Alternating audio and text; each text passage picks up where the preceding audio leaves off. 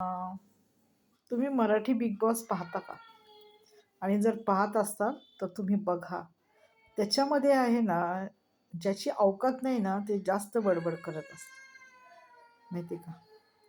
आणि भांडण ज्याला काही गोष्टी जमत नाही ना, मग ते भांडण करतं. भांडण करतं आणि ते पण मोठमोठ्याने. अशीच आपल्या घरात काही लोकं असतात. चुका करणार ते आणि दुसऱ्यांना नावं ठेवणार. इतके दिवस माझ्या घरात पण हेच चाललं होतं. ती बाई चुकत होती आणि आम्हाला दोष देत होती आणि आम्हाला त्रास देत होती. आता बाई, तुझ्या चुका तूच सांभाळ आणि तुझ्या चुका तूच दुरुस्त कर. केल्या तर कर, नाही तर करू पण नको. आता आम्ही काही सांगणार पण नाही तुला की तू इथं चुकली का इथे बरोबर आहे काय. हे तुझं आयुष्य आहे, तू तुझं बघून घे.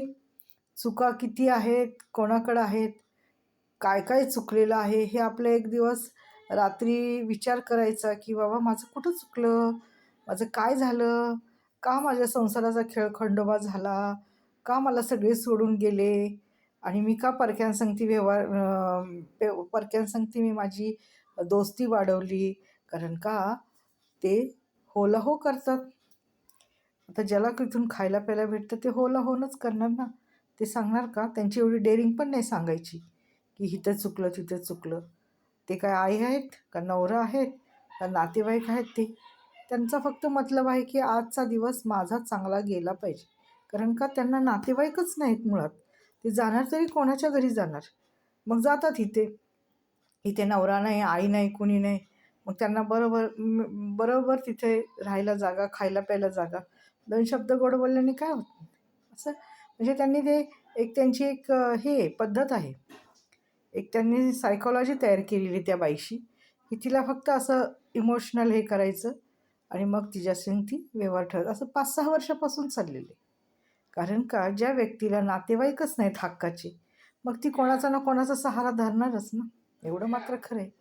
आणि मग त्या बाईचा ते सहारा धरतात आणि तिला ते हे करतात, इमोशनल काहीतरी सांगतात आणि तिच्या साईडने ते बोलतात. मग ती खुश होती आणि मग ती म्हणते नाही नाही ह्यांचंच बरोबर आहे.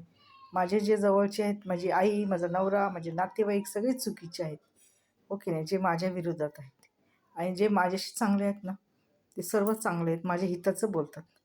पण कालांतराने समजेल कोण चांगलं आणि कोण वाईट.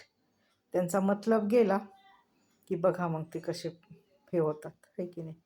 अजून तर त्यांचं फार आयुष्य आहे. त्यांच्या आयुष्यात पण त्यांनी त्यांचं हे करावं, चांगलं करावं. आपल्या लेकराबाळासंगती सर्व संबंध चांगले करावेत आणि आपल्या घरात हे करावं, लग्नकार्य करावं, मग बघावं, आहे की नाही.